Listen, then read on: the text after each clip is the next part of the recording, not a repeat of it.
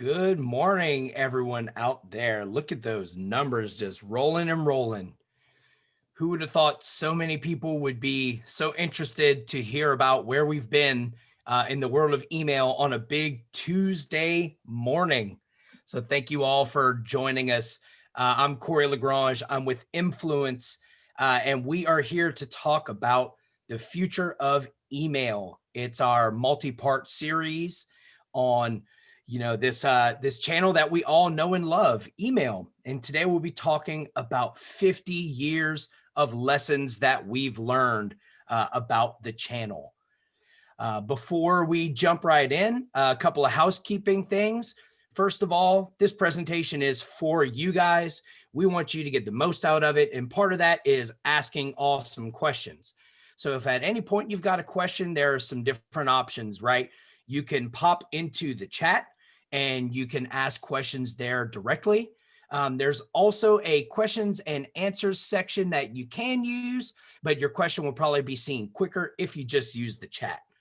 And everyone who does ask a question today will be entered to win one of these awesome t-shirts that you see from us at Influence and our friends on Email on Acid. Not long after this presentation wraps up, we'll be hopping over to our Facebook page, which is facebook.com/influence. That's like influence, but with an EM. And we'll be running a live random draw for winners for these teas. So please ask your questions. We're ready to answer. And without further ado, I will introduce my esteemed panelists today, Ms. Betsy Grondy with Email on Acid, their Senior Email Marketing Manager, and Jen Capstraw, co-founder of Women of Email. So let's hear a little bit from them. Betsy, tell us a little bit about yourself. Tell us about Email on Acid and all that good stuff. Hey, good morning, Cory. Good afternoon, good evening to everyone all over. So as Cory mentioned, my name is Betsy Grondy. I'm the Senior Email Marketing Manager here at Email on Acid. I've been in email a little over 10 years, and like most people, I fell into email by accident, but have joined the team here at Email. Yes, email. You don't choose email. Email chooses you, right? But I joined the team here at Email on Acid, and if you're not familiar with us, we are a pre-deployment email readiness platform that will help you achieve email perfection. Awesome. Thanks, Betsy. And Jen, tell us about yourself and Women of Email. Apparently, I'm the only one who got the memo that this was 80s themed. Well, I don't have any hair to style, so, I would have been on board, but I went crazy with the pink and blue eye makeup. And I'm only here for the 80s theme. That's it, just adding color now. I'm president and co-founder of Women of Email, which is a 501c3 nonprofit association for women whose careers touch the email marketing space. And I started sending email campaigns in 2003-ish. It's in the deck. We'll talk about it. Awesome. Thanks, Jen. And like I mentioned, my name is Cory LaGrange. I'm the Director of Digital Strategy here at Influence. At Influence, we're kind of twofold. One, we have our own proprietary automation platform, which includes emails, social posting, and automations all the way along the way. And we play nicely with just about every CRM out there. So if you're looking for a solution to accomplish all of these email things, we've got you covered. And on the flip side, we are also a full service marketing and advertising agency. So we can help you with the management of that as well. And it is worth mentioning that our platform does play nicely and is integrated with Email on Acid. So it's kind of a match made in heaven, right? So let's jump right in, guys. Email is turning 50 this year, and some of our favorite celebrities are also turning 50. So since the year Snoop Dogg was born, email has been a thing. It's kind of hard to believe. I remember, getting my first messages in my inbox from Encarta Encyclopedia before the internet was a thing. Pretty widely accepted. I remember being able to download different facts on tigers, and 6-year-old me was just thrilled. That was just unbelievable. So we've come a long way in the past few years. Looks like John Wheeler in our chat also celebrating 50. Yeah, John Wheeler, Congrats. congrats. 50 is the new 28, so I hear. So like with anything, knowing where we're going, the best way to accomplish that is to kind of take a look back so we can learn from history, right? Learn from where we came from.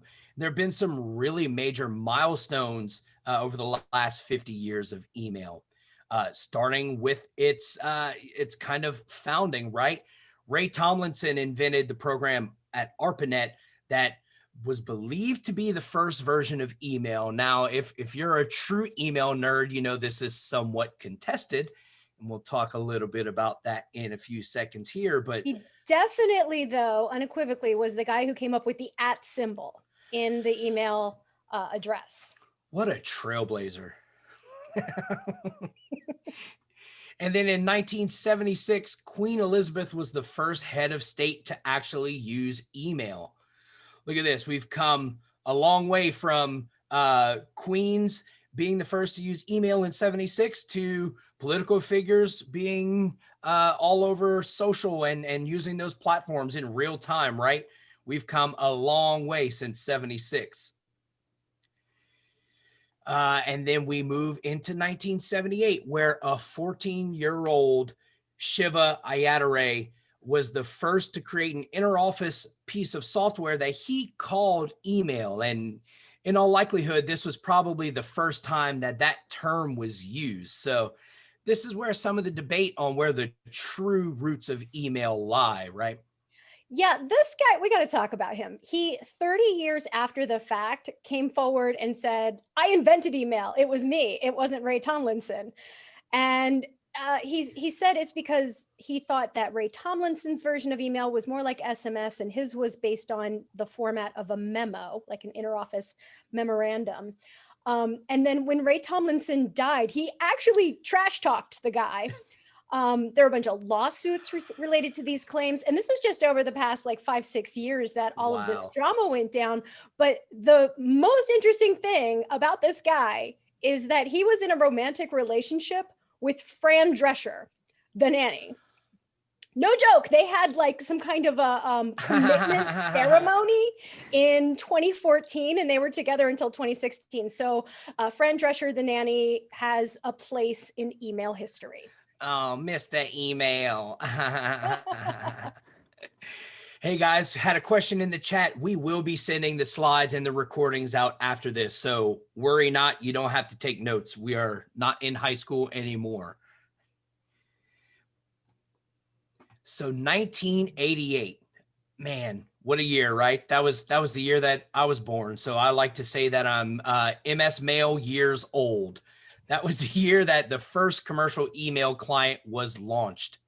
And you could see that that user interface was really nice, right? Very simplistic, very, you know, design first in all things. Everything rendered beautifully there. It was just all, no pixelation, nothing. It was just stunning. Then the year after, Mr. Elwood Edwards recorded AOL's iconic "You've Got Mail" notification. He did not record the sounds that it made when you were connecting to the internet itself. The worst sound on the planet. But that is just forever burned into all of our brains, I'm convinced. And then a few years later, the crew of the Atlantis shuttle sent the very first email from space. Jen, I think you have the copy of that email in front of you, don't you? I found it. The first email sent from space was, "Hello, Earth.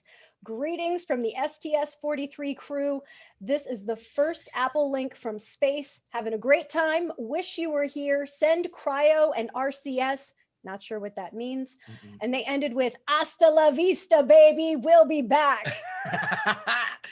Beautiful, beautiful, beautiful. I love it.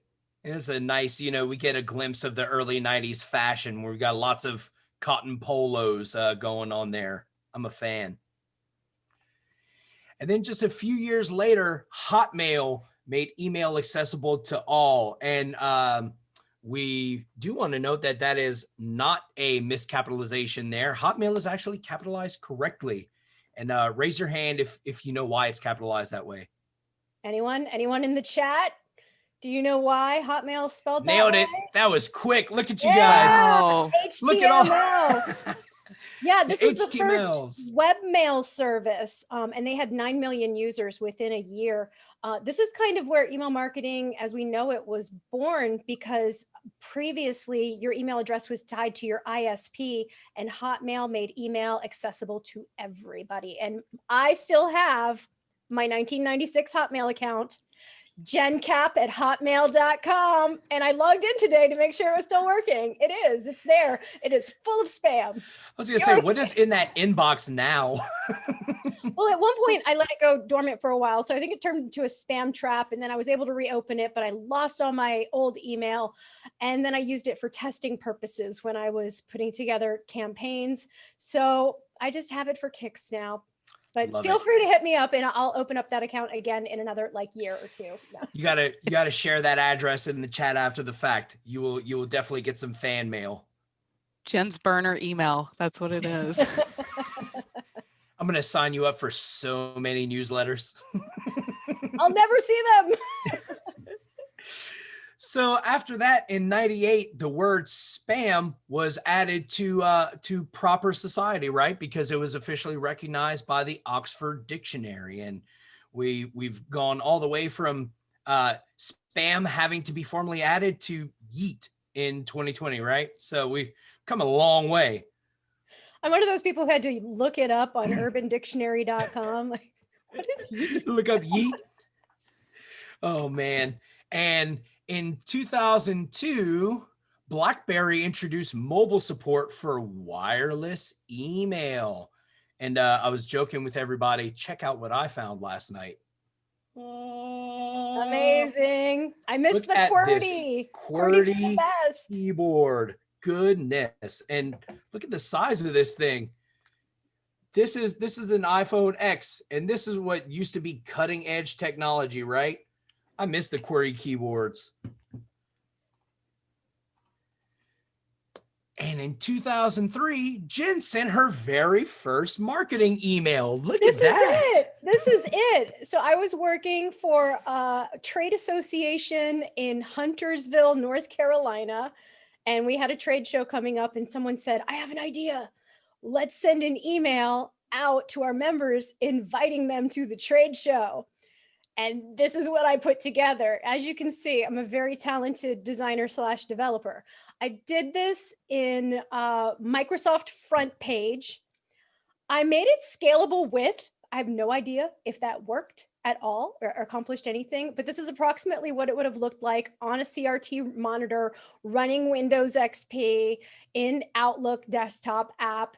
And the call to action was to download a PDF document, and it explains like what a PDF is, why you need Acrobat Reader for it. You need to print it out, fill it out by hand, and fax it back to us. And there's no opt-out link because, like, why would you want to unsubscribe from this? So it was basically a call to action of any modern day government business you have to do, right? Like a change of address or anything in the DMV. Pretty Please much the Yeah. same level of savvy user experience and technology that we have today. Mhm. Yep. So I just like to say that the DMV is now just preserving history. And then 2003, man, we needed legislation on top of our email tactics back then, right? That's when President George W. signed the CAN-SPAM Act, which, in all actuality, it was some legislation that did need to happen because it does protect users and their rights and their privacy. Protects them from emails like the one I just showed you. Yeah, it's just, you got to be able to opt out, guys. But you can't opt out from the person yelling on the corner. So why should you be able to opt out of email just because you don't want to hear it, right? But this was also the year that Influence was founded as a digital agency and automation platform. I like to think maybe we were just waiting for the government to get involved before we laid those roots, right? And then in 2009, just a few years later, after we had been, in the business of sending email for a while, Email on Acid recognized that there was a need in the industry.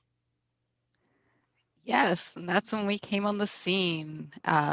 Started out with just email previews so you could see what it looked like before you send it out to everybody with their consent, of course.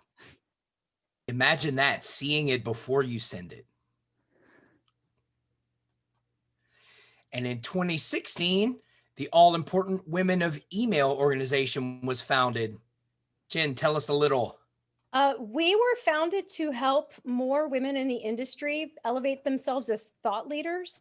And since then, it's grown into so much more. We're the largest organization in the email space. We just exceeded 5,000 members about a month and a half ago. The last time I checked, we were in 55 countries, so possibly more than that now, 6 continents. We have not found any email marketers in Antarctica, so that could be a 2021 goal. Absolutely. Membership is free, by the way. So if you are a woman who's on this webinar, you're eligible for membership. So look for our Facebook group and fill out your free member app at womenofemail.org. And I'm done with the plugs. Awesome. No, we have some people in the chat asking how they can join. So thank you for hopping ahead of that. And for anything that we do mention, feel free to reach out and we will include links in all of these follow-ups. And 2018, 2019, the year of GDPR and CCPA. Raise your hand in the chat if these abbreviations still give you anxiety, because I know they do for me. Man, what a couple of years 2018 and 2019 were with all of these different pieces of data legislation. Basically just protects the digital data of end users. And even though it's been kind of a pain for marketers and advertisers, it really did also signal what I call kind of the new era of data awareness with our end users. It's when people really at the just public level, the mass public level, started recognizing that, hey, my data is out there and it's everywhere, and not everyone has the best intentions when it comes to utilizing my data. So it made people just incredibly aware, but also started making them more cognizant of things like email and things like social advertising and retargeting and all of those things. So it really put email and marketers in general more into the spotlight, because people were aware of these tactics. But it's also been an opportunity for us to create stronger relationships through trust since then. So it's not all doom and gloom and fines and suspension of your accounts. It really has been a community building experience through the awareness of GDPR, CCPA, and just where people's data lives. So it's been a long road that's brought us all the way to 2020. I can't say that myself remember 2020 fondly, but it was the year that email made headlines. For all the wrong reasons. And we're not going to shame anybody or show any bad examples of bad email in 2020, but you know what we're talking about. We emailed inappropriately, and certainly many an email marketer, their point of view was overridden by senior executives who were like, we've got to send out a COVID message now. And it became quite the running joke, but some great things happened in 2020 as well that we're going to talk about. So let's talk about the sends. Great Scott.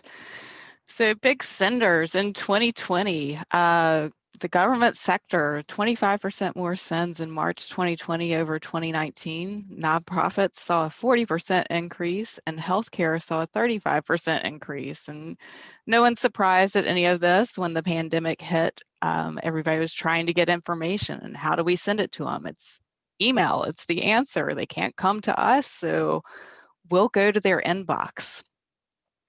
We also saw a shift in successful open days. So kind of historically over email's history, Tuesdays has been a good sending day. And then everybody shifted to working from home, and the whole world kind of turned on its head. And so we saw Mondays and Fridays starting to beat out Tuesday as the previous record holder.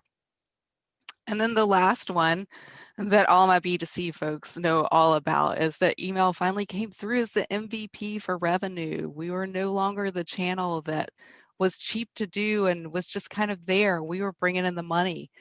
According to Klaviyo, by April 23rd, part of their COVID-19 daily study, they found a 300% increase in year-over-year email revenue for their over 18,000 clients. Pretty impressive. That's insane. That's a huge number. Absolutely. I'm looking And you- forward to seeing the stats on ROI for email for 2020, because the last figure I saw was $42 to every dollar invested was your ROI. And maybe for 2020, we'll see even bigger numbers. I think so. I think so. So more on the year we'd all like to forget, the bad stuff. As Jen mentioned, we're not shaming anybody, but we all saw them. There were the tone deaf messages. We were all looking for precedented in certain times, because unprecedented has been the story of our life for the last 10 months. I don't know, I've lost count. We're on December 347th now or something. I have no idea. And then the repetitive messages. So once people started sending again, it was like, oh, hey, they're saying this, let's say this too. And so everybody had very long messages in their inboxes that were kind of the same thing over and over again. Yep. But Hey, go ahead. Betsy, quick question on one of the other things that you covered, talking about best days for sending. Have you all noticed any shifts or changes in the best times for sending, either B2B or B2C? So B2B, from our perspective, we're really sending in local time zones, because the opens are happening kind of all over the place now, is what I'm seeing. Is that, used to be that if you were B2B, you wanted to send kind of during business hours, usually in that mid-morning time frame or just after lunch when people were checking their inboxes again. And opens are happening anytime now. I think there's no day, night. We're in the upside down. Yeah, that's a good point. And, even with some of the e-com brands that I've, been working with over the past year or so, they're seeing incredible shifts in the time of day where their conversions are happening too. So people are consuming marketing messages at different times. And, we're seeing people converting and making purchases later and later into the evenings, or even in the wee hours of the morning. So people's habits are just shifting. And I guess to that, I would say the best course of action is to run some tests, right? Do some A/B tests and try to send to a morning group and an evening group and see how that changes, and find out what fits best for your audience, because there is no normal right now. Absolutely, absolutely. But there was some good stuff. We did see some brands coming through as people. There was community building. There was compassion. We were all making that connection through the inbox, and we have some really good examples of what we saw of the good stuff. I think Burberry had a great message out there about supporting community, and it was a really touching message. FedEx gave some explanation on what to expect and where your packages were, and when Ship-A-Geddon happened, this was an even more timely thing for us to find out what's going on, where's my stuff, which I think is the story of everyone in the US from like mid-November through now. Yeah. And then this email from Loft that I really enjoyed, and this came through, I think, in the June time period, where it was just, how are you doing? Like, what's going on? We're just, we're all in this together. And I think that's really where the community building aspect came into play. Yeah, I'd agree. So many brands stepped up, and we can't give shout outs to all of them, but these are a couple that Cory, your colleague, Natalie Jackson, received. She's a runner, and Map My Run pivoted and started telling her some tips for how to maintain her fitness routine now that she couldn't go to the gym anymore. And also, she's a mother, she has children, and they had a birthday party planned at Chuck E. Cheese. And it obviously had to get canceled, but Chuck E. Cheese, like so many other businesses, just transformed practically overnight, the pivot, and they had birthday parties to go. So they knew that she already had one planned, sent her this information so that they could have a great celebration in the safety of their home. Yep. Chuck, that's a smart mouse. I also thought it was cool. I just moved to the Kansas City area, in the height of the pandemic, and we didn't have Dunkin' Donuts back at home. It was all Krispy Kreme, but in the time that we spent here in quarantine, I became a Dunkin' customer. I gave them my email address because I liked what they were doing, and they started doing these donut decorating kits that my 1 and 2-year-old just basically just ate the ingredients. But it was really cool to see them doing outreach to audiences that I have to imagine they were targeting people who usually grab coffee and a donut on their commute, but then they transitioned to reaching out to parents who were now flipped and working from home, many of them with kids. And these parents were looking for things to keep their kids occupied and engaged. And they just really, found a good way expand and extend their business line since they weren't seeing as much drive in front traffic. Lots of awesome pivoting happening in 2020.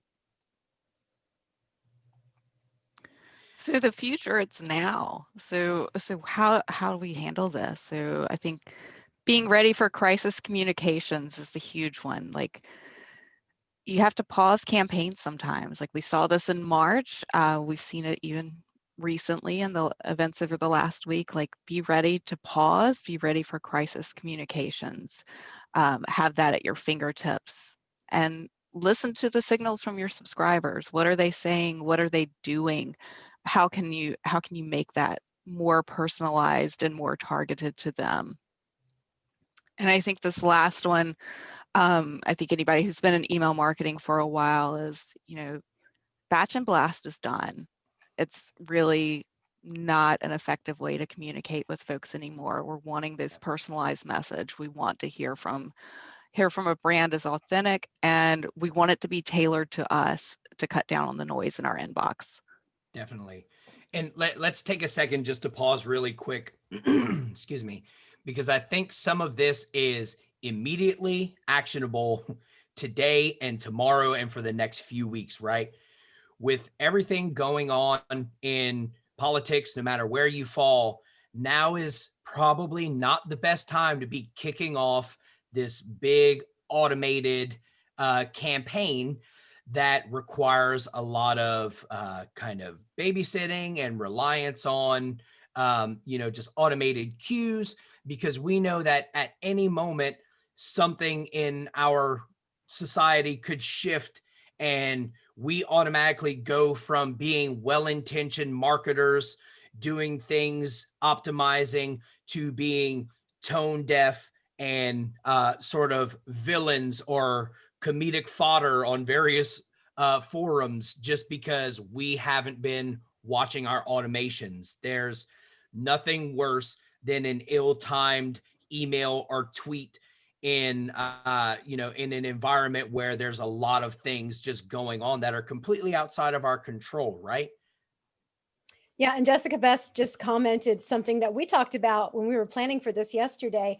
Shouldn't ESPs maybe have a kill switch? Like, stop the presses. And someone was talking about that this week in the Women of Email community as well. Like, wouldn't it be great if you could just push a button and be like, pause? And I'm a member of a lot of different communities for marketers, and every single one of them were having that conversation. Like, we've got to stop right now. Anything we send is going to be tone deaf in this moment in time of crisis at the Capitol.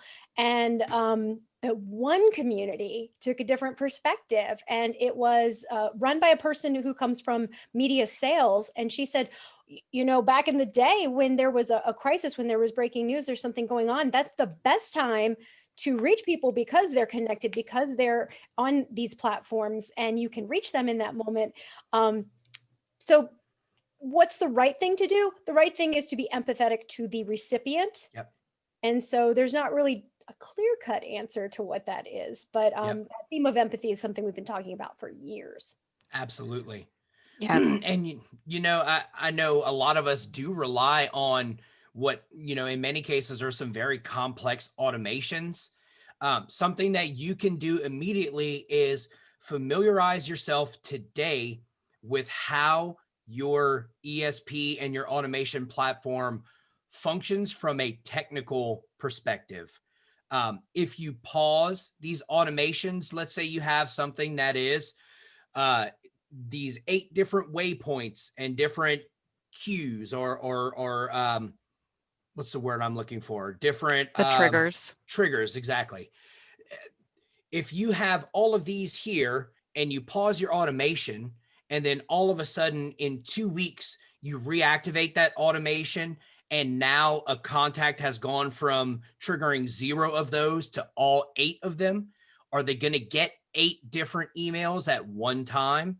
Are there going to be any kind of buffers in between there, some send pauses, some time delays, things like that? Because every single automation platform handles those differently, you've got to make sure that you understand how it's going to function so that like we said, your well-intentioned actions don't end up alienating people from a tone deaf perspective and alienating your audience from a just deluge of messages and contacts after the fact. So, we're getting some questions here in the chat on whether or not we should be shifting to simply newsletters or scheduled things that aren't, contingent upon their sends. And I think that at least for the time being, outside of transactional emails, I'm really encouraging people to be as thoughtful about the messages they're sending out as possible. Whereas previously, there was some room for a little bit of fluff, right? People weren't offended by an additional send about a product or a service that they didn't necessarily have previous engagement with. But now we've just got to be hyper vigilant about what we're putting out there and when we're putting it out there. And if that means we kind of pump the brakes for a little bit and we send one at a time and keep our transactional emails here running in automation, but our marketing messages are, press the button to send, that's not a bad approach for people to start taking, at least until you determine how your technology will function to where you can kind of put that fail-safe in there. I think people are interested in the things they were interested in before. Their user behaviors haven't changed. If you have an audience that is interested in flash sales and in like category features in the B2C direct to consumer space, I think there's still definitely a place for sending those messages out. We don't have to be all cause focused, especially if it's, potentially inauthentic, but we just want to be mindful about volume, about what we're sending, and kind of, just what foot we're putting out forward while everything around us is just so crazy. Control the things you can control is kind of what I'm getting all the way down to. Yeah, absolutely, Cory. I agree. And I know there's some questions about like batch and blast coming through the chat. And I think there are some instances where you're still going to be sending out things in batches, but I think you can use the information from what's sent in that batch to then form the next informed message to that customer. So did they click on this? What did they click on? Let's send them down a path that's more relevant to them and use that batch to form your baseline data and kind of do some progressive profiling on what to send for a more personalized experience down the road. Yeah, that's a great point. Now is a time for learning and establishing baselines and being hyper focused on your analytics and your performance, and not just saying that, but really doing it and acting on it, right? We as marketers, we love data. We love the numbers. We love all of this, data that we can dig down deep into. I love a good 5th level navigation in analytics tool, getting down deep into keywords and things like that. But without action, you're really just spinning your wheels and wasting your time, right? Use this time to really focus on the things that matter and recenter around your consumer. There's really never been a better time to get your data clean and in place, because even though this isn't likely to be the baseline for performance a year or a year and a half from now, if you don't have those systems in place now, then you are really operating blind because you don't have this information to know how to pivot and where to pivot. You know, you're kind of playing pin the tail on the donkey with where to move next if you aren't doing these things. So what can we plan for, right? We've seen a lot of things happen. You know, we saw the 50 years of evolution of email, and, you know, the upending of different platforms and things all the way up until 2021. But there's been some writing on the wall for a long time now, and we really have some strong feelings about where email is going to go in 2021. Yeah, and one of my predictions, or maybe it's just a hope, is more adoption of AMP for email. And something I didn't put on any of the slides about this is emails that are AMP supported, they can actually be changed in real time. You could be responsive to a crisis in real time. You could change your content. You can't change that subject line, but you could change the content of that message if you really needed to. And I had a webinar with my Women of Email co-founder, April Mullen, over the summer. And this was in the thick of the Black Lives Matters protests. And her prediction was, like, these crises aren't over. They're going to keep coming and coming and coming in a variety of forms. And we can't even predict what they all are, but we can predict that they're going to keep happening. Like, one of her predictions was, you know, we're going to see some climate related ones. Certainly she didn't predict we'd see an attack on the Capitol, but it happened. Like, she's spot on. So be prepared for that. AMP is potentially one way that you could prepare for that. But most of what we're talking about AMP for is that it's exciting that you can create really engaging interactive experiences within the inbox. This is an example of a loan calculator that functions right there within the inbox. You don't have to go to a landing page. And it's supported in Gmail, it's supported in Yahoo, it's supported in mail.ru, which I believe is like a webmail service in Russia. Google is working with Microsoft to get Microsoft to support this as well for their webmail services. So Outlook.com, Hotmail.com, Live.com, MSN.com are all going to support this, and they're working toward greater adoption of all the major email clients to support AMP for email and to enable interactivity right within the inbox. Now, something like this is a little complex, and if you want to advance to the next slide, there's some easier things that you can do with AMP that are fun, such as like creating an accordion. And you know what? I fixed this animation, Cory. It's functioning on It's my my fault. screen. Maybe we needed a refresh or something, but an accordion, when you click that, like see more, like we've all seen that in a website context where you click a button to reveal more of the message. And you can do this now in your email. And it's made very easy by a couple of email tools such as Editor or Stripo. You can just drag and drop this functionality and pop it right in.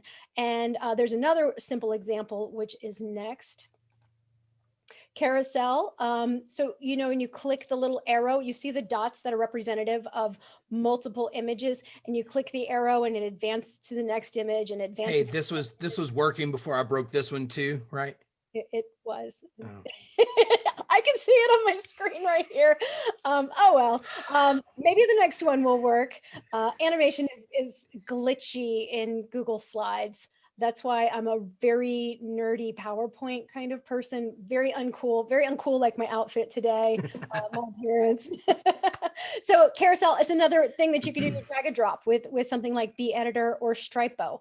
And then I've got one more example. Or one more explanation of why I'm really excited about AMP. This is the ultimate reason that I'm excited about AMP. This is our first opportunity toward standardization among email clients. The thing that makes email hard is that it looks crazy in all the different rendering environments. It's why we need tools like Email on Acid. So currently we send email with two MIME types, text and HTML. AMP for email is a third MIME type, and all of the email clients that support it, it's going to look the same in every rendering environment. So if you start sending AMP, maybe it's simply for that reason, to make sure it's rendering correctly. Maybe you're not even getting into these whiz bang kind of functionalities. And there's a lot you can do with it, but it's baby steps with that. Don't do something just because it's cool. Do it because it's going to serve a purpose. And, Yep. you know, I'm hopeful. I'm excited, and not a lot of people are using AMP for email yet. There are a lot of concerns that Google is trying to own the email channel, and they're going to be tracking all of the behavior, and they're going to be able to track that across email clients. That is a valid concern. But we've also had this challenge of rendering for years. Yep. So it would be beautiful to see some progress on that front. So Jen, whenever you do utilize AMP, what kind of reporting or feedback on engagement and utilization can you get on some of these emails? Are you able to see this many people expanded this many people put in their, their loan amount in this example, or things like that? That's completely dependent on the ESP. So if you're interested in this, you have to first go to your email service provider and say, do you support AMP for email, or is it on your product roadmap? And then if it's yes, or it's in the near future, ask those questions. What kind of analytics are we going to get? How much tracking are we going to get? Because that is being completely put on the ESP. And I don't know that anyone can track everything, or it can't be tracked in a way that, can we tell that they clicked on auto and then car, or those are the same thing. It's in Italian. I got confused, but I think there are some limitations to reporting over time that's going to improve. Sure. But right now it's a bit rudimentary. It's just it's early adopters. So we're going to see more and more early adopters over the course of the next few years. Yep. And, email analytics and track already kind of tough with a lot of modern ESPs. So, there are other third-party tools that let you lay on top of your email program that can do a little bit more of this advanced analytics and tracking and things like that. And I know Email on Acid has an analytics tool and feature and functionality associated with it. I know there are some other good ones out there as well. But I also foresee that we may be seeing people adopt and utilize multiple ESP sort of stacks in the year and years to come, where, previously they were all in on Salesforce Marketing Cloud, or all in on the Influence platform, or all in on MailChimp, or, any of these. But I really feel like the same way that we have seen widespread adoption of tech stacks for other areas of marketing, be it content, dev, SEO, things like that, I think we'll start to see people be more comfortable with adopting multiple tools for their email programs as well, outside of just the testing front. So it really is kind of a blue ocean thing right now, where the opportunity is there. And I think we'll see that uptake, a lot more in 2021 and even beyond. So 2021, I'm saying we're finally going to see BIMI. I know we've been talking about it for years and years, but I think BIMI, if you're not familiar with it, it's the brand indicators for message identification. It's where you can see your logo in the inbox. It's an authentication tool to let you know it's a real sender. I think this is going to be the year. I think we finally move toward getting some more definite rules around what's required to get it in place.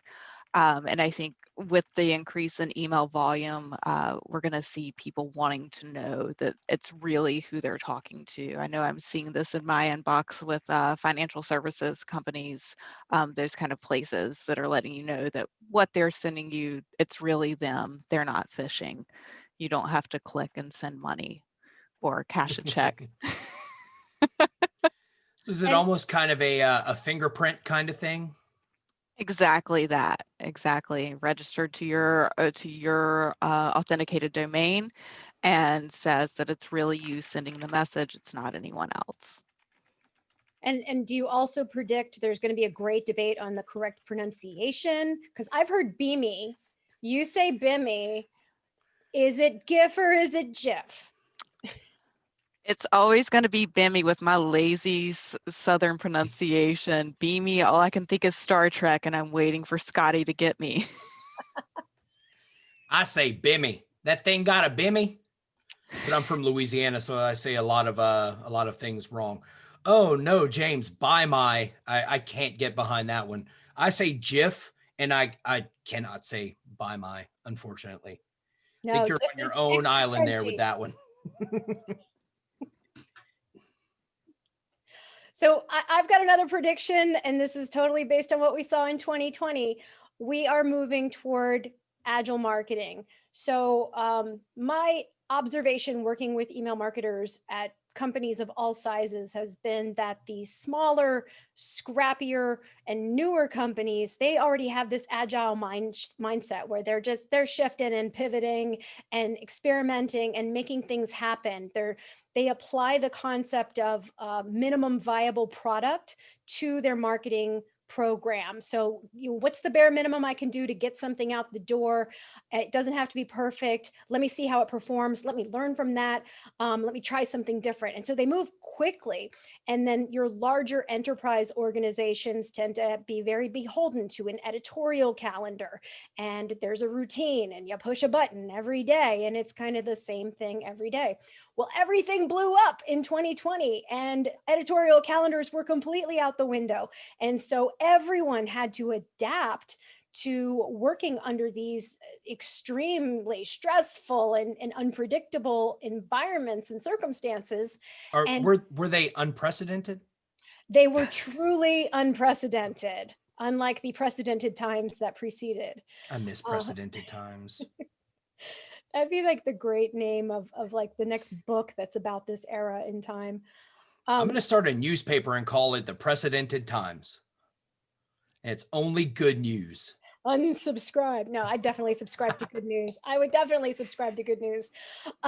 So I had been talking to friends and doing webinars and talking about like, we're seeing this big shift. I think it's going to stick. And by chance, I had a conversation with a peer who is an email leader at a household brand that we all know that actually did very well in the thick of lockdown because they were one of those the businesses that could be open. What word? Essential. Yeah. Essential. I don't know why I blanked on that, but Cory did it a little earlier with Trigger. So Yeah. It was an essential business. It was gangbusters. They did great. And now they're making it permanent with agile marketing. So they're having all kinds of meetings and they're reorganizing, and the staff is having to adjust to working in this brand new way permanently. But companies do have to be very careful with this to make sure that they're not spreading everyone too thin, because everybody got spread too thin in 2020. Yeah. We were all in overtime. And you need to make sure you've got the right people with the right mindset, the right culture, the right tools. Like, you need to evaluate your tech stack and make sure you can achieve this if this is the direction that your team is going. Yep. So I'm excited about this. I think it is scary for people because they think it's going to create more work for them. So you have to maximize productivity, use your tools more effectively, and change your mindset and like really kind of adapt and adopt this new approach to email that's going to be permanent. Definitely. And the marketing and ad industry is notorious for overtime and long hours and just general burning the midnight oil. It's something to remember that we find ourselves in an industry that's already inclined to be that way, and the numbers have shown that across the board. People who are working from home today are working even more hours than they were in the past in total, whether it's because they're, trying to prove that they're being productive or there's just more put on their plate. I know it's kind of a platitude today, but making sure that you're taking care of yourself cannot be understated. Be agile, but whenever you're operating at 50% because you're spread so thin, sometimes taking a step back and being able to make sure that you're operating from at least 80%. If you can just improve your own well-being, everything is going to turn out to be even better. So we want to be yes people today. We want to be able to say, yes, we can do it. Yes, we could deliver. But I think there's been more stress placed upon us as marketers and advertisers and kind of the mouthpiece for our brands and businesses than ever before. So just, very cognizant of that, I think is super important. And Mitchell in the chat put it in a sad but ever increasingly true way that we no longer work from home, we live at work. So making sure that we're finding some balance and not opening ourselves up for just setting ourselves up to fail just from a human needs standpoint is super important, guys. So my next prediction, I'm seeing an emphasis on accessibility. I think we're going to see a lot more of this. I know we saw the Domino's lawsuit in, what was it, 2019 for the website not being accessible. And I think this year is where we're really going to see it. We need to make sure that we're using good contrast ratios for folks who are viewing it on a device. We need to make sure we're using our alt text, and so screen readers are able to do that. I'm seeing a lot more websites, having a button on there where you can, put it in accessibility mode. Our emails bring people to the website, and so those are going to have just as much importance as the websites are. And no more white and gray text unsubscribe buttons on white and gray backgrounds. Like, put that out there. You don't want to carry that dead weight on your list anyway. You're probably paying for a send or for a contact that you don't need there. So make sure that it's legible, make sure that you have the alt text in there. And accessibility extends even beyond, just contrast and things like that, right? Making sure that, we're really thinking user first with design as a way to supplement that. It's huge. And, some good points in the chat, making the code accessible, that can help with different third-party services. Just making sure that we're thinking about all of these different possibilities or combinations of devices and browsers and technology and all of this stuff. It's really important to think of from the start rather than trying to retrofit something that you've already got in place, right? Absolutely. And Betsy, quick question: how does AMP fit in with accessibility? Oh, I think that's a better question for Jen than me. Okay. It's a good question, and it's not something that I actually have thought about, but my assumption is exactly the same, right? It's the same best practices. And I would assume that a tool like Email and Acid that can evaluate the accessibility of your emails would work just as well for AMP as it would for HTML. Is that right, Betsy? Yes. Yeah. The code is the code. So absolutely. Right. Yep. So still, use those alt tags and, the right color contrast and alignment to the left and fonts that are readable and larger in size for old people like myself, who things are getting blurry the older we get. So yeah, it's about everything is the same. Those same best practices apply.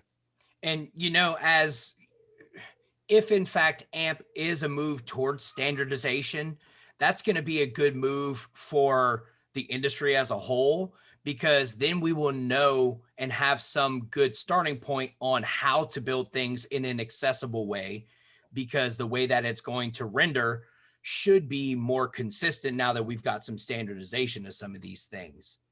One more question on accessibility, specifically with things like contrast and design.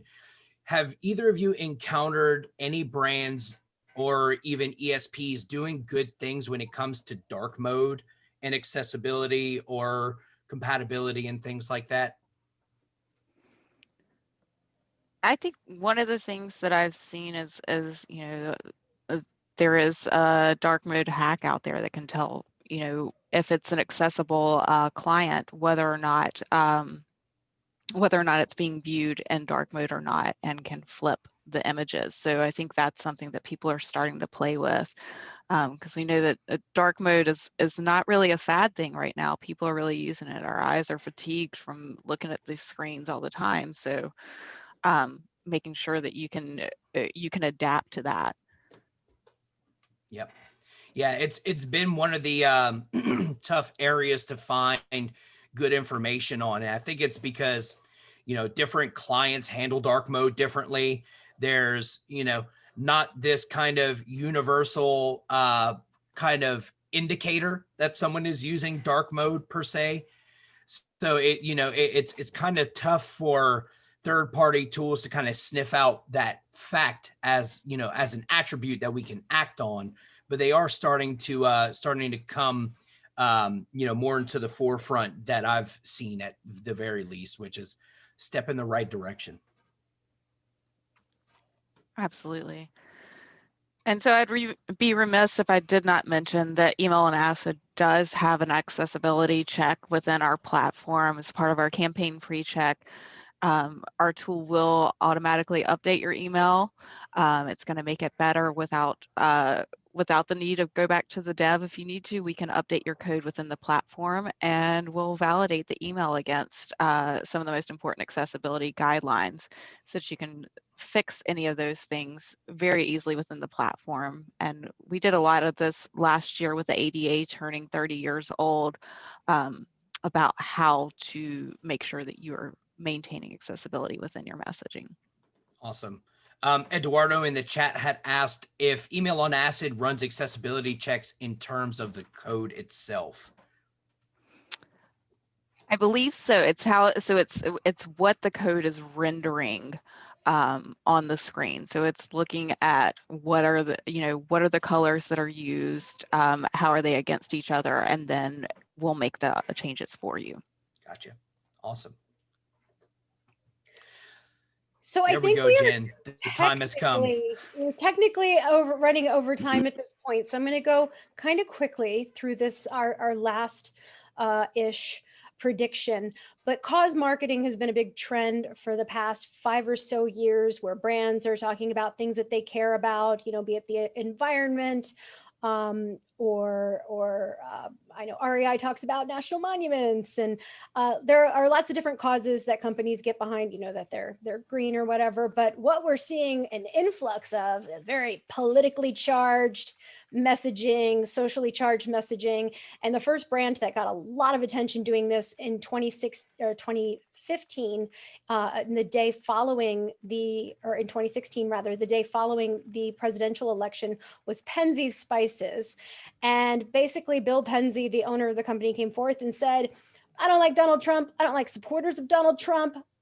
And I've got a bone to pick with all of you. And so there was an uproar, like, how dare you, mix politics and spices, Bill Penzy, and I'm never buying your spices again. But it created a groundswell of support for his brand among people who agreed with him. And this is an example of one of the messages that he has sent over the past week in response to the attack on the Capitol, where he creates a promotion around the event. And everything about this email breaks every best practice that we have in email, where we've got images embedded, or text embedded in images, no call to action button. Look at all that copy. Wall of text, right? And no CTAs, and he just goes on, he writes all of these personally. He goes on and on and on about his political point of view. Some of these messages, he's literally called the Trump administration racist. He's like, no holds barred.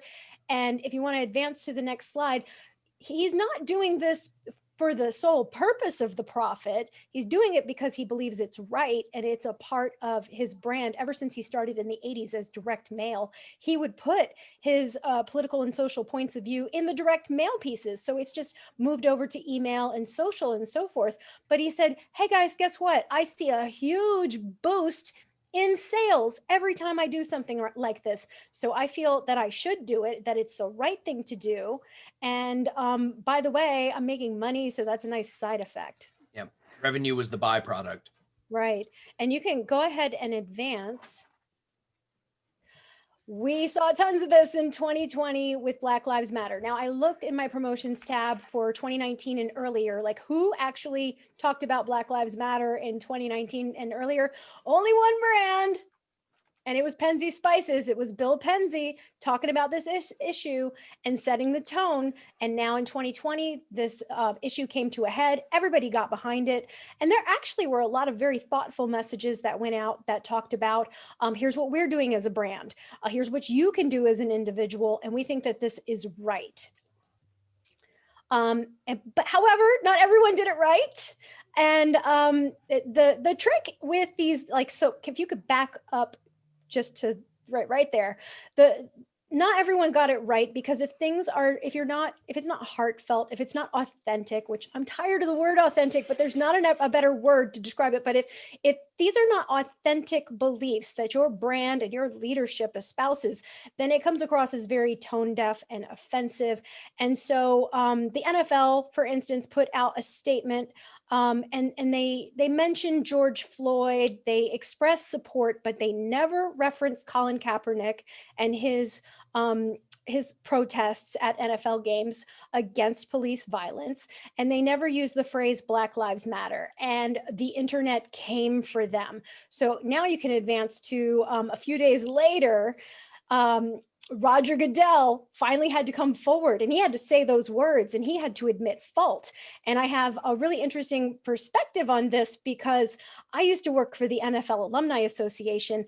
I had access to Goodell's #1 advisor and his top communications executive. And so I would ask a lot of questions. And this was back around the time that, like, Ray Rice had assaulted his fiance. It was on video, and the NFL didn't do anything at first. They waited until there was public outcry, and then they were reactive, and they were like, oh yes, of course, assaulting women is a bad thing, and we're going to, punish this guy for doing this horrible thing. So when I asked questions about, like, why does the NFL wait and see? And they said, we do what the fans want. The NFL does not have values, beliefs. The NFL does what they think the fans want. So it's whichever way the wind is blowing is the way the NFL goes. And that is why it fell flat, and why they're going to continue to fall flat, honestly. So you can go ahead and advance. And now we're seeing lots of brands come forward and say, we are opposed to what happened at the Capitol. We are not going to support the Congress people who wanted to stall certification of the election results. We're pulling our contributions, or we're reevaluating our contributions. And Hallmark, I took some notes here because I haven't committed all of this to memory, but Hallmark actually came out and said, we want our money back. They went for 2 senators and they're like, refunds, please. We don't support you because you, even though the Capitol was attacked, you still tried to object to the election results, and we think that's wrong, and we want a refund. And you can go ahead and advance to that next slide. And I do want to point out, like, it does seem like the vast majority of these positions and this marketing and this PR is very liberal leaning, left leaning, democratic leaning, but there are brands that are known for very conservative values. And for the most part, they're doing great because, again, they're authentically held beliefs. So Hobby Lobby, they put out marketing a few times a year that's reflective of their very conservative religious values, and they're doing great. Chick-fil-A is known for making some controversial donations. They're doing spectacular domestically. They were not able to expand effectively into the UK because they were rejected there because of their beliefs, but locally, they're fine. There's still a line out the door and around the corner in downtown Manhattan every single day. Well, prior to the lockdown, I don't know what it looks like now, but I have observed. It's probably still the same, I would guess. Possibly with a 6-foot distance between people. But something that's really interesting that happened last week was Pizza Inn came out with a statement. This was before the attack on the Capitol, a day or two before the attack. And they said, we think that there's a chance that the election results were not accurate, and we take issue with them being certified. And, we're going to throw our flag in the sand on this issue. But the timing of it was very interesting. Pizza Inn is a local pizza chain, or a regional pizza chain that's based in Dallas. and they're not doing well. So they had just been notified by NASDAQ that their stock was trading below $1 and they're about to get bounced out of the stock exchange. And they're closing up stores. They're not doing well. And so what was the purpose of this announcement? Like maybe it was to capitalize on that support and see if they could resurrect by taking a political stand. I don't know for sure. That's just a guess, but it probably is something that's going to backfire for them, given that a lot of people with conservative beliefs are no longer standing behind those ideas. Now, for those folks who are just uncomfortable with dipping a toe into social issues, political issues, the fallback is dogs. Everybody's doing dogs marketing, and it's a way to create that same kind of connection with people. So these brands that are bolder, they're creating connections with like-minded people. And a lot of brands are still like, whoa, whoa, whoa, you know, we don't want to talk about politics, religion, and so forth. These are just, we're just going to stay away from that. Dogs are everywhere. And on the next slide, you can see that dogs and politics even collided when Elizabeth Warren was running for president. And you could actually win a day to hang out with Elizabeth and her husband and her dog, Bailey, who figured in a very large way into a lot of her political marketing campaign. So that brings us to the ever important question, right? Of are cats still a good part of marketing content? Is that still valid? I'm a cat person. I'm going to respond to cat marketing, but you see a lot more dogs, a whole lot more dogs. That's a lot of dogs. So do we have thoughts or feelings on whether or not these trends will continue, right? We see shifts in user behavior. We see uncertainty everywhere. We see, shifts in corporate, messaging and brand messaging. Is email going to stay as prominent as it is today? And I, for one, know what my answer is. And I think it is, as long as marketers have a say in it, yes. Because email is one of the few last places where you control the medium, right? You control that one-on-one communication relationship with that end user. Now, we all know deliverability and email service providers, they are somewhere in that mix, and there are some considerations, but really owning that conversation directly with your end user is so important. And your email program is one of the last places that you can do that. We see social platforms taking a stand about what users and what communities can exist and can't exist there, what kind of conversations can and can't happen there.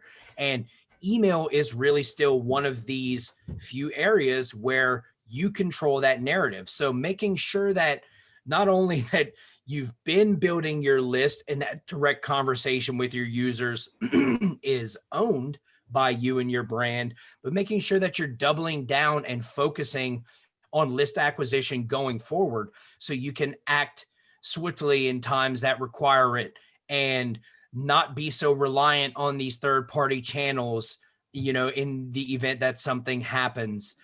List acquisition is going to be incredibly important. And it's important to continue this inertia that we've, kind of built over the last, year or so. We've seen, according to some different ESPs, service providers that we've spoken to, that in 2020, we saw a year-over-year increase in between 177% and 250% of an increase in sending volume. That means that marketers are sending that much more email, kind of channel wide, right?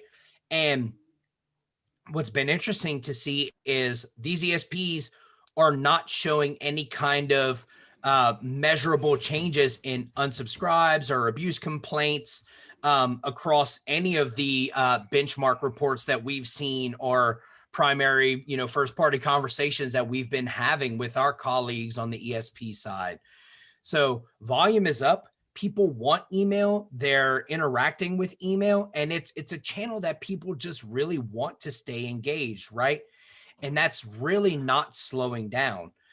This here is a chart that shows the breakdown of adults that are using email to stay connected with others during the COVID outbreak. This isn't even for business uses. You see, 80% of people from 18 to 49 are using email to personally stay in touch with their friends and family. That's huge, guys. And to see that adoption is still high, with, the 50 plus audience as well, it's really crazy to see that people are still gravitating towards email. Their eyes are on their inbox. And, we've shown the numbers, in a multitude of additional content that on the business side, people prefer to get emails from the brands that they care about over just about any other communication channel. And even teens are using email, right?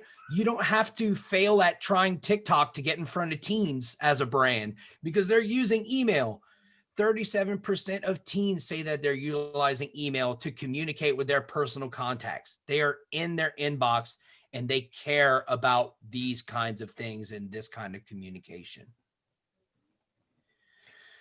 And actually, to add to that, an executive at an agency reached out to me this week, and he said, I have to find an email designer and I can't find one, and please help because all of my clients, they need email. Everyone's focus has shifted to email for 2021 and beyond.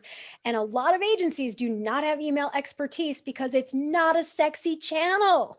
Right. And so I suspect there are a lot of brands that are making that shift, and he's not the only person who is desperate for email talent. So this is actually a pretty good time to be a person in email.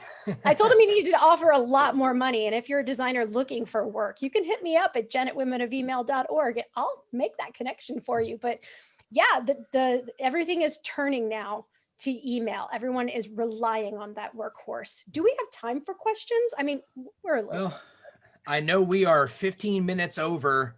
I know I can promise you guys at the very least that what we will do is we will take every one of the questions that was submitted, bring it back, put it in a doc, and myself, Jen, and Betsy can give our answers in text form, and we'll publish that as a blog in a few different places so that your questions can be answered. Do we have a few that might be quick to answer here? Perhaps. And if you guys didn't get to submit your question in the chat or, in any of, the other channels, you can send an email to us at experts@influence.com, and we'll make sure that it works its way into the follow-ups. Let's see. Let me see if I can find just a few quick hits that we can run through kind of lightning round style. So this is a question somebody had. How much of the 300% increase in year-over-year revenue that we're seeing from email is due to the enabling of e-com for companies who hadn't previously had it? I'm sure that there's a lot of that. This is specifically saying that it's a 300% year-over-year increase. So that to me would imply that there was existing e-com revenue before to measure against. So I don't think that this is all just net new revenue, but that is a good point about reevaluating your current processes to see if e-com does fit in. Because a lot of times what I see a lot of brands doing is even if e-com is not their primary driver of revenue, they use it as a funding source for all of their other communications and marketing efforts, right? It's where we can show direct attribution of revenue to efforts. So marketers make the case that, hey, let's reinvest all of this. This isn't our primary revenue source. So let's get into this and use that as kind of a cause and effect. Question for you guys. What is something unique that you do with your newsletters to help increase engagement? I think there are a few things that you can do. I think interactive content is definitely a way to go. I've seen some great newsletters that are literally asking the question within the newsletter, like, did you get value out of this or not?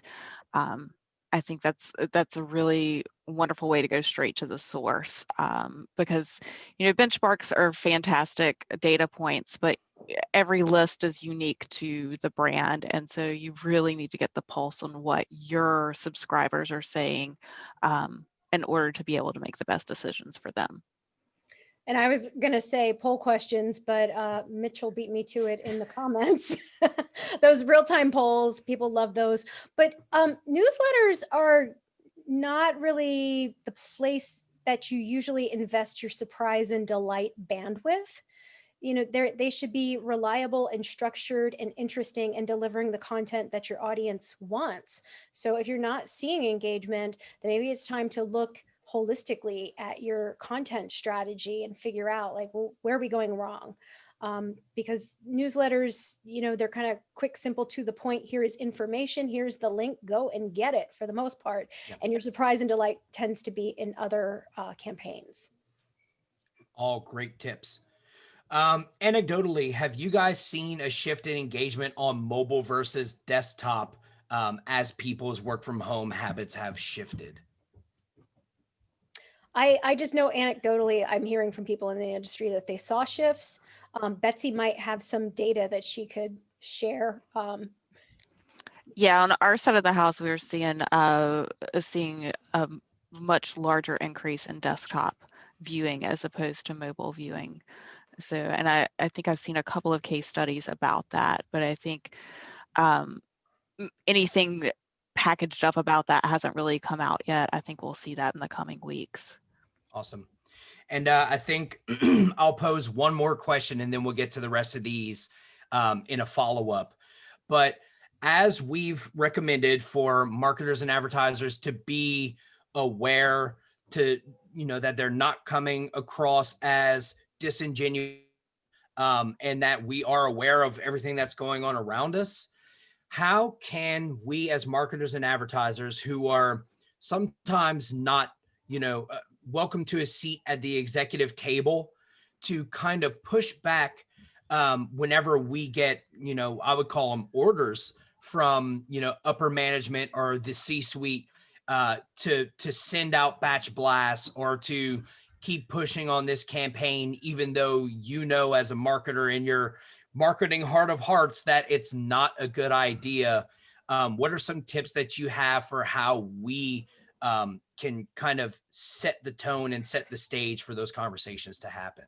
This is the challenge that every email marketer has, is getting respect for your point of view and feeling like you don't have a voice. And we've all been there and felt that.